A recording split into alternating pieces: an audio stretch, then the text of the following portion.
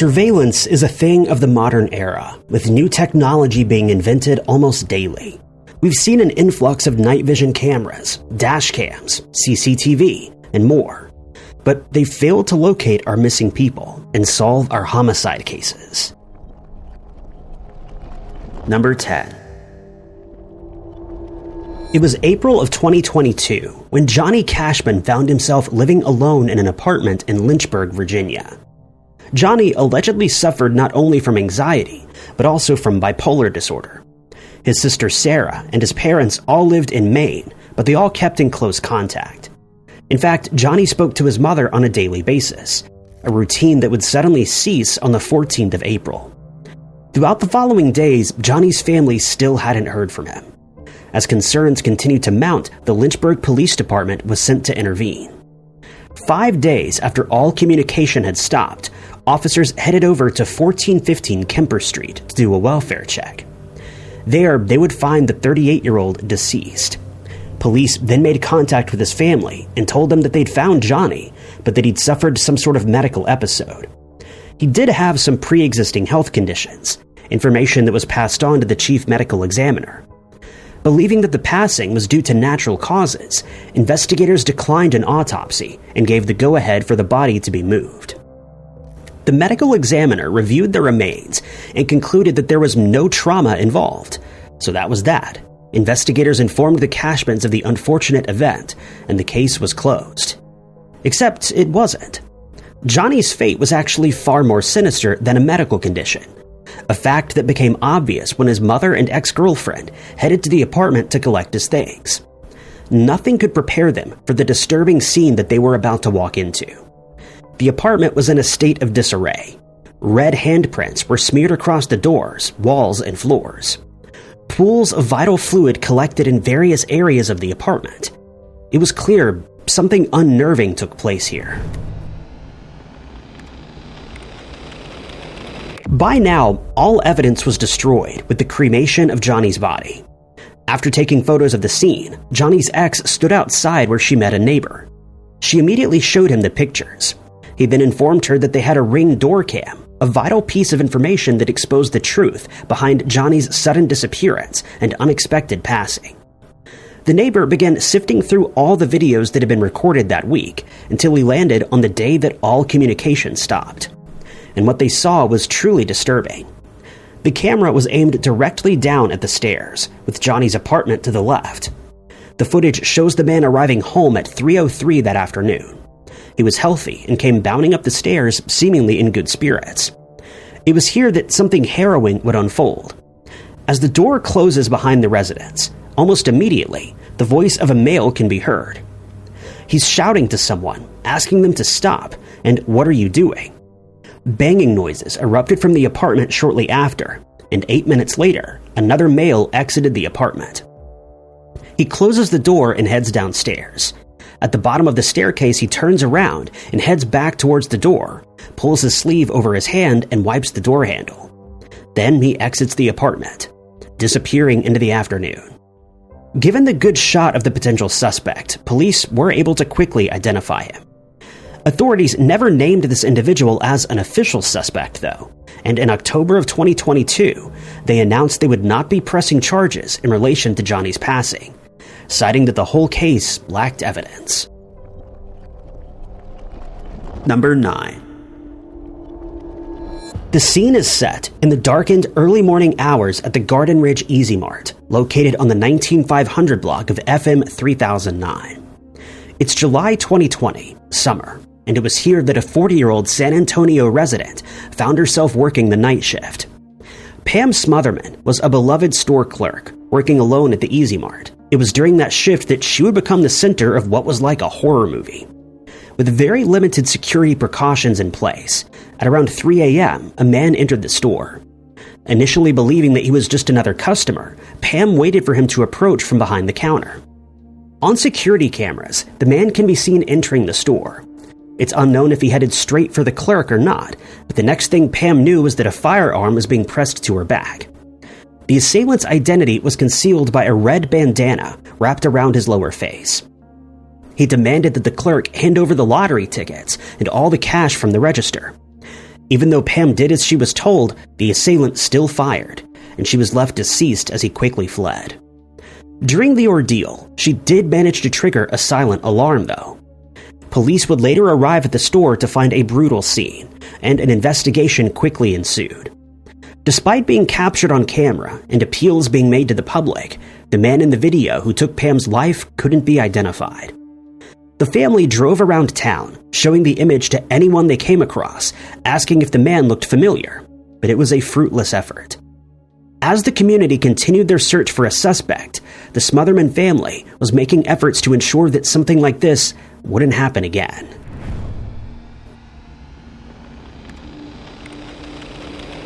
The family began the endeavor to sue the convenience store retailer on the grounds of negligence, wrongful demise, and survival, citing poorly enforced safety procedures as their reasoning.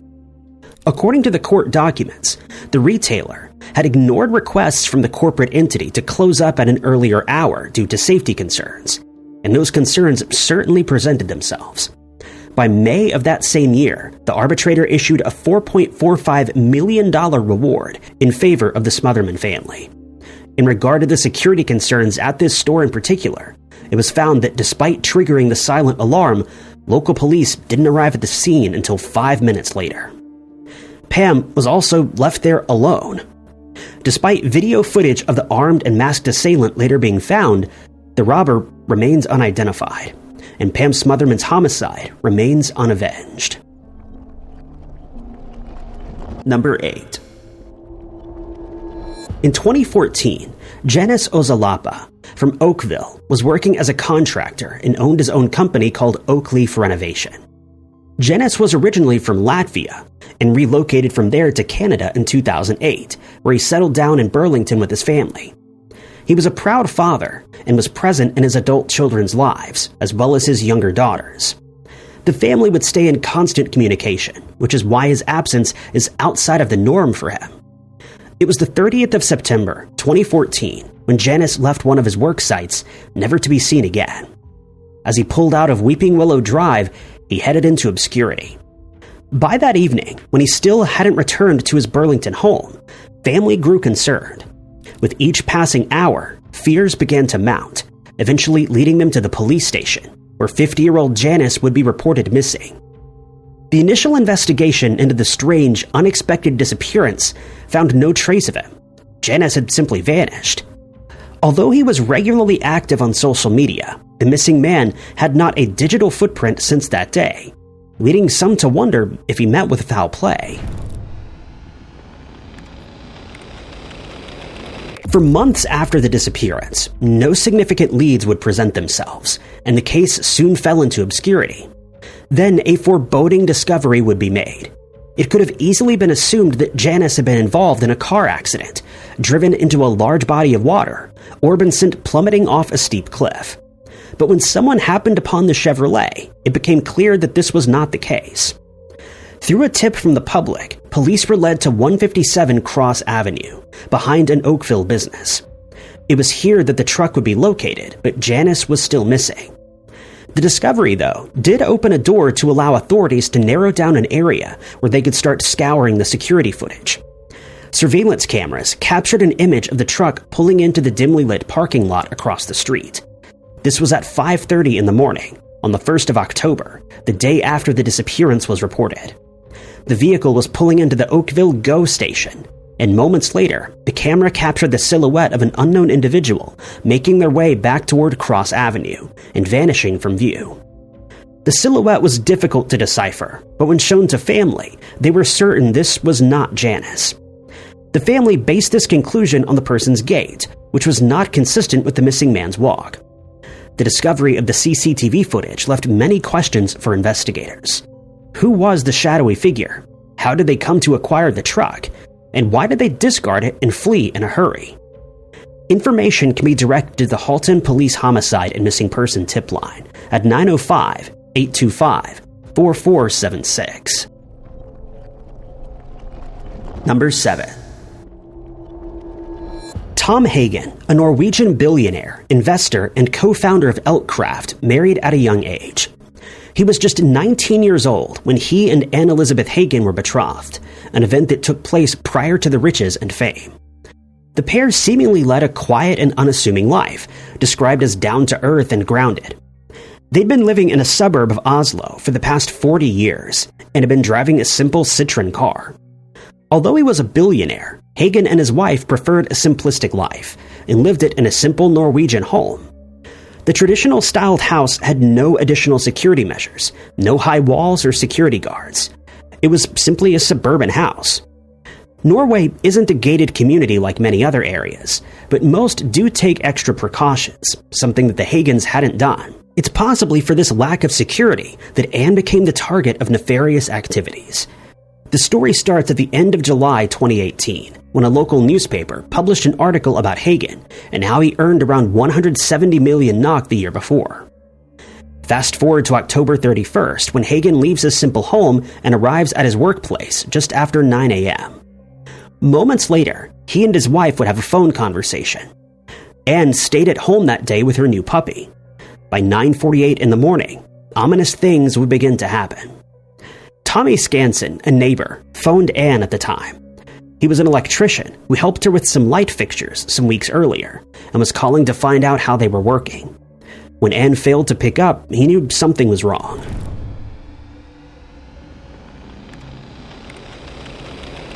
It was unlike Anne to not pick up the phone. Throughout the day, more friends and family tried to make contact with her, but to no avail. Hagen would arrive back at his home at 1:30 that afternoon, earlier than usual. Almost immediately, he realized something was amiss. The puppy was locked away in a room, and Anne's belongings were lying on a chair.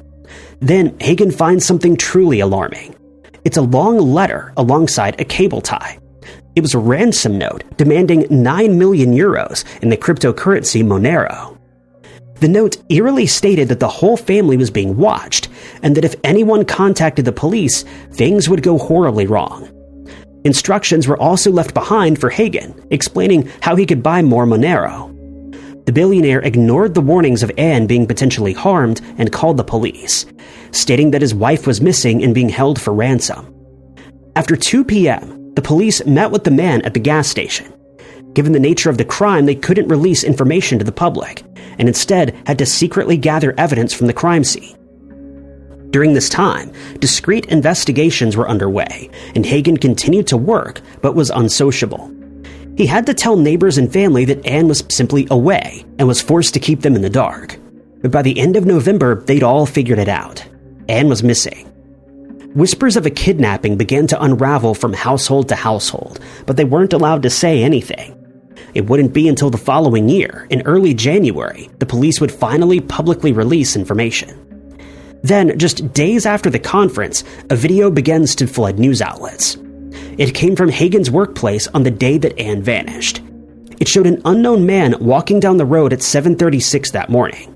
He abruptly stops, turns around, and heads back. Then, more than 20 minutes later, another comes into frame walking the same way. A cyclist also heads by and would later come forward to police, but the other 2 men remain unidentified. Police believe that these 2 men may have been lookouts. The circulation of the video led to no breakthroughs, and police were forced to investigate other avenues. Adding another layer to this obscure case, the family lawyer received an unexpected email that came from the dark web. The email was also in Norwegian and seemed consistent with the language used in the ransom note, but nothing ever came of this. In a strange twist in the case, Tom Hagen would be arrested on suspicion of his wife's homicide. He maintains his innocence and continues to search for his beloved wife, but no trace of 68-year-old Anne Elizabeth Hagen has come about since the 31st of October, and her case remains unsolved to this day. Number 6. The end of the year was fast approaching, signaling the start of Derek Seehausen's final year of medical school. He was studying at the University of Southern California and was looking to specialize in anesthesiology. Derek was at the top of his class, scoring in the top 1% of the country in not only MGAT, but also in his licensing exam. As an exceptional student, the 26-year-old had a bright future ahead of him. But the future would be unexpectedly snuffed out come August 5th, 2014. It was that evening that Derek walked out of his apartment and disappeared without a trace. He'd spent the early evening out and about with friends, but decided to retire early so that he could be up for work the following morning. According to those friends, he seemed to be in a good mood and was acting like himself. Upon his departure, he told them that he'd see them later that week, once classes had started. It was assumed that he was heading back to his apartment located in Echo Park, a neighborhood of Los Angeles. The week came and went. Classes had started, and everyone was in attendance, except for Derek. He was never known to skip classes before, and when friends couldn't get a hold of him, alarm bells began to ring. One of them decided to call Derek's parents, who were home in Pennsylvania.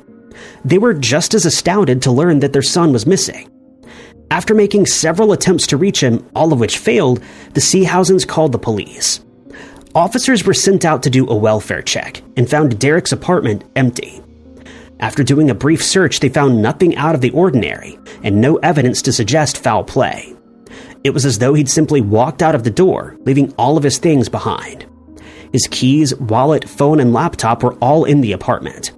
The only thing missing was his identification card, which wasn't in his wallet, a strange detail that instilled further concern. The check at the apartment failed to yield any trace of his whereabouts, leading police to comb through surveillance cameras in the area.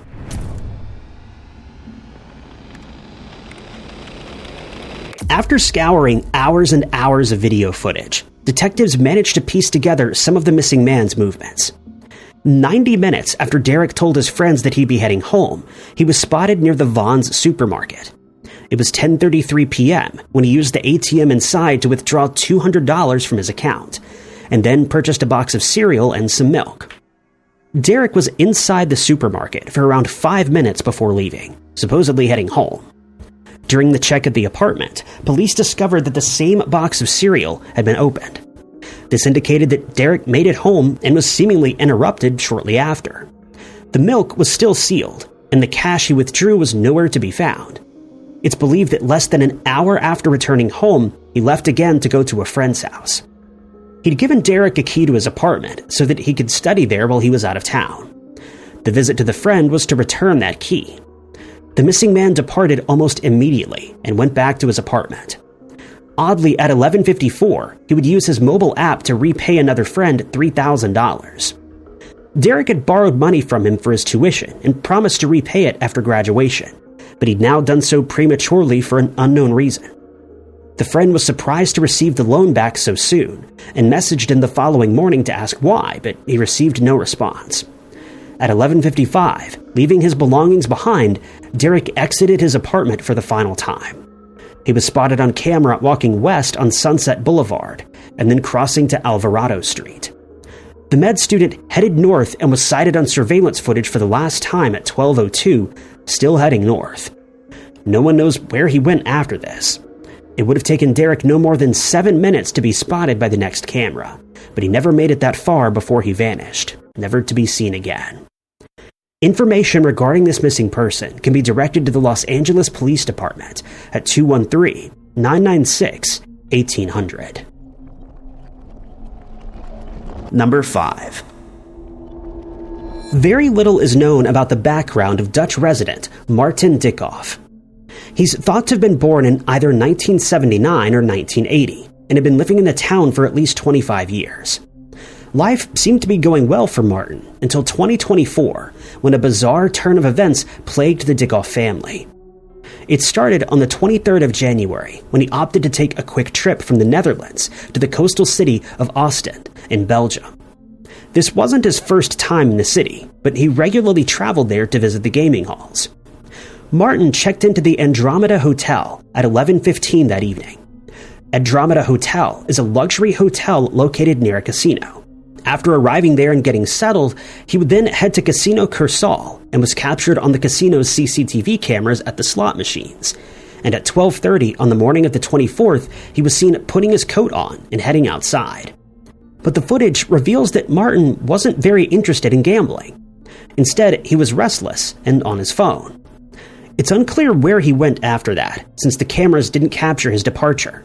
But he would be seen again on CCTV footage, entering the underground parking garage at the hotel where he was staying. This was at 4 in the morning, leaving his movements unknown for the last 3.5 hours. Martin would leave the hotel again that early morning, but never checked out. He would last be seen at 4:52 a.m. on security cameras surrounding the Esso gas station on Drongen in Belgium, filling up his gas tank and buying a coffee. Aside from initially seeming restless, this footage appeared normal, with nothing out of the ordinary. Martin left the area, and 2 days later his family would report him missing. Law enforcement, with the help of CCTV footage, were able to put his last movements together and discovered that he'd visited the casino earlier that day, too. He'd gone to the casino and then started making his way back to the Netherlands before turning back and heading to the slot machines a second time, which is the moment captured on surveillance. Tracking Martin's movements through CCTV proved difficult after the gas station. Instead, investigators tracked his cell phone and his vehicle's onboard computer. After leaving the gas station, Martin headed for Antwerp before turning onto the R4 highway towards Ghent. Around 5:16 that morning, his phone abruptly turned off. Luckily, his movements could still be tracked through the vehicle, and he was heading towards the Dutch border before turning around again and heading back to Belgium. After this, Martin couldn't be tracked further, but it's believed that he never made it back there or to the Netherlands. Despite interviews, it appears no one saw anything, and police were left with nothing once more, leaving the case of Martin de Koff an enduring mystery. Number 4. On the 8th of December in 2012, Alan, the son of 85-year-old Lowell Badger, headed to his father's Sullivan County, Indiana home. Lowell was a family man and was very loved in the small community. He and his wife had raised 3 children together. In his retirement, he devoted his life to the church, where he would volunteer, helping with anything that was needed. Lowell, according to neighbors, was the kindest man they'd ever met. He was a retired farmer living a quiet life. It was the early morning hours, and this heartwarming image of the man would be shattered. Alan would come across a grisly sight in the living room of 10447 West County Road. It was Lowell, lying on the floor, red-stained and deceased. He'd been assaulted and fired at, the motive being obvious: robbery. Numerous electronics had disappeared from the house. This included the television set and several other objects. Lowell's safe, a John D. Brush & Company, was a dark gray color, measuring 23 inches tall and 17 inches wide. Alan contacted the authorities when he discovered this unfortunate scene. As investigators traveled the roads looking for any sign of the potential suspect, they would discover various electronics strewn along the rural roads leading away from Lowell's home. Upon further investigation, it was confirmed that the objects belonged to the victim. Police turned their attention to the search for one particular object that may be the key to cracking the case wide open: the safe.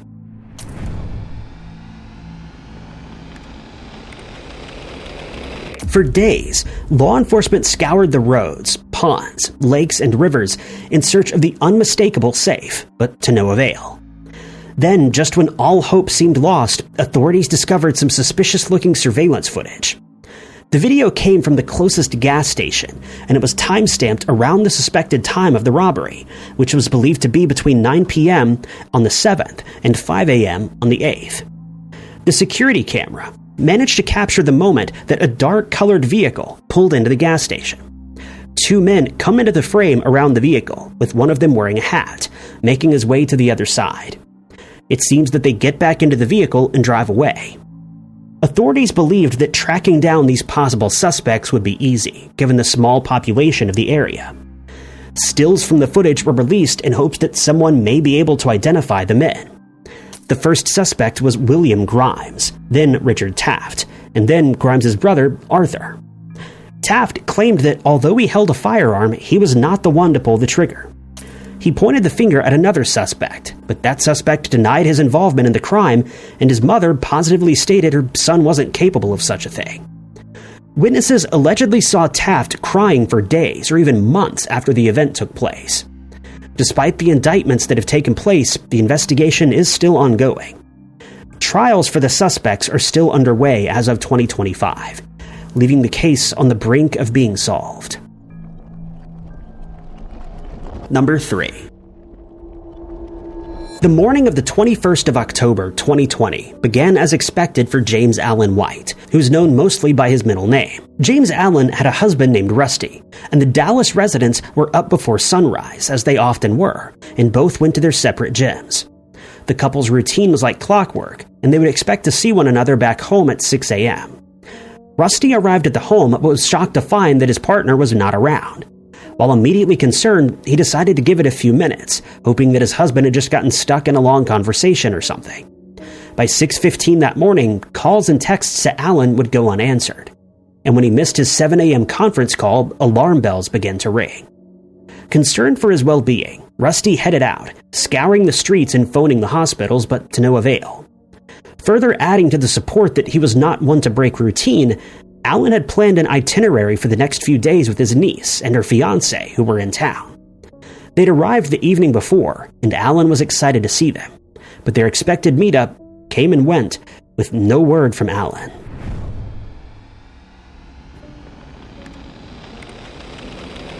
By 11 o'clock that day, Allen would be reported missing. While law enforcement was conducting inquiries, Allen's niece spent the evening trying to log into his laptop to track his phone, a fruitless effort. In the days to follow, critical details began to appear, including security footage allowing detectives to piece together his last movements. Allen was seen leaving the gym and walking alone to his 2019 Porsche Macan. He was seen next at 5:39 that morning on a security camera at the racetrack gas station, located at Inwood Road. This was an odd detail, since the gas station was 8 minutes out of his way, and not along his regular route. At 6:01, records showed that he purchased gas but lingered in the store for a few minutes before leaving. But the 55-year-old didn't leave the property, and instead parked behind the adjacent eatery. Eventually, he left the lot and headed back on his regular route. Allen doesn't appear on CCTV footage again, indicating that for an unknown reason, he took a different turnoff. A week later, his vehicle was found 15 miles away from his last known location, Kitty Street. This was noted to be a dumping ground, and it appeared that the car was being intentionally concealed behind the shrubs. Following this discovery, the case was changed to endangered missing, and law enforcement began to conduct their interviews. In the months to follow, no significant leads came about that would lead to Allen's whereabouts. Rusty sold their home since he couldn't maintain it by himself, and the family waited for any new information to come about. On the 13th of May, the following year, that information would finally come, but it was not what they were hoping for. A surveyor for Paul Quinn College discovered the remains of Allen in a wooded area, north of the campus, and 1 mile away from where the Porsche was discovered. The COD was never publicized, and no additional information about the body was released. Following the discovery and investigation, Allen would be buried in a family plot in West Virginia. His case finally solved. Number 2. Donnie Farrell, a sophomore of Rowan University, would meet an unfortunate and tragic demise at 9 p.m. on a Saturday night when the young man was walking with a group of friends close to the residential buildings off Mullica Hill Road. Donnie and his friends were approached by a group of men who asked them if they knew where the campus parties were taking place. Donnie turned to point out some of the spots, and just then they attacked. Despite being a well-lit area and several witnesses being present, the young man was assaulted by the group. Before the friends could even react to what happened, they all scattered. The assailants managed to score a phone and a wallet, but at the cost of the college student's life. Friends managed to get Donnie to a hospital, but he would succumb to a ruptured artery in his neck the following day. The brazen robbery turned to a homicide investigation. Detectives began searching for clues and evidence and interviewed witnesses, hoping that the attackers could be identified. Through these efforts, they would come across CCTV footage from an Express Mart located on Route 322. It showed one of the suspects purchasing cigars there prior to the attack on Donnie. Police released the footage to the public, hoping that the man could be identified. He stood 6 feet tall and looked to be between the ages of 18 and 24, but could now be between 36 and 42 as of 2025. The suspect wore a Coogee hoodie and Yankees baseball hat. While talking to a woman at the store, the man allegedly referred to himself as Smoke, who was from AC. Following further investigation, including tracking the potential origins of the Coogie hoodie, authorities theorized that the group wasn't even from the area. Police also spoke to the woman who Smoke was talking to and discovered that he'd given her his phone number, but she found the man too creepy and threw it away. Although they searched for the piece of paper, it couldn't be found. Ultimately, Donnie's case would go cold and be left unsolved. 18 years have since passed, and his attacker remains unidentified and has managed to elude justice still. Number 1. Colombian-born Maria Claudia Murphy found herself in high spirits on the 16th of March in 2012. She and her husband of 9 years, Frank, were planning a big move from Florida to Nashville, a great change that Maria was looking forward to. She was excited about this move because of its proximity to their North Carolina cabin. She was passionate about the outdoors and animals. The space and wild freedom would be great for her dogs that she brought with her everywhere. On that day, just before 1 p.m., Maria would deposit $5,000 into her account at a bank near her Coral Springs home. It's thought that this money was connected to the move. The 45-year-old would then head to a Colombian restaurant, which she was known to frequent. She parked in the car park, grabbed her purse, and headed east on Sample Road. This particular road is a main road in South Carolina, and she was captured twice in surveillance footage walking on it without her dogs, a very rare occurrence for her. Maria walked 4 miles, at least 2 hours, in 90-degree Florida weather. A friend would later see her walking the same route, red-faced and sweating. And then she was last seen alive on the street corner as she headed eastbound and enigmatically disappeared. After being reported missing, police discovered that Maria, although she had her purse, failed to take her cell phone with her. Frank and their adult son couldn't figure out why she would just vanish. They noted that in the weeks before, she had suffered a stomach virus, which seemed to have cleared up by then. Despite search efforts and public appeals, the whereabouts of Maria Murphy remained a mystery. Then, 4 months later, on the 5th of July 2012, a harrowing discovery was made. While hiking deep in the Tradewinds Park, hikers came across skeletal remains still fully clothed. The remains belonged to Maria, who'd been there for months, leaving only dental records and personal items as the only means of identification. Even though they had her body, a COD couldn't be determined, which left this haunting case unsolved. It remains unknown how she met her demise or how she ended up in the wooded area. Since the start of the investigation, though, various strange details have presented themselves. The first was that Maria had chosen to leave her dogs behind that day for reasons unknown. Frank, a reptile breeder, also indicated that on the day his wife vanished, a reptile buyer was due to make a stop there, but he never showed up. Police also backtracked some information that they initially released, including the statement that Maria was found with her purse. After the retraction, law enforcement declined to release any information about what was found. The case continues to haunt the Florida community, which is still in search of answers. Thank you guys so much for watching. If you liked this video, be sure to hit that like button. Also, don't forget to subscribe and click that notification bell to keep up to date with all of our future uploads. But my name is Ty Knotts, and I'll catch you guys in the next video.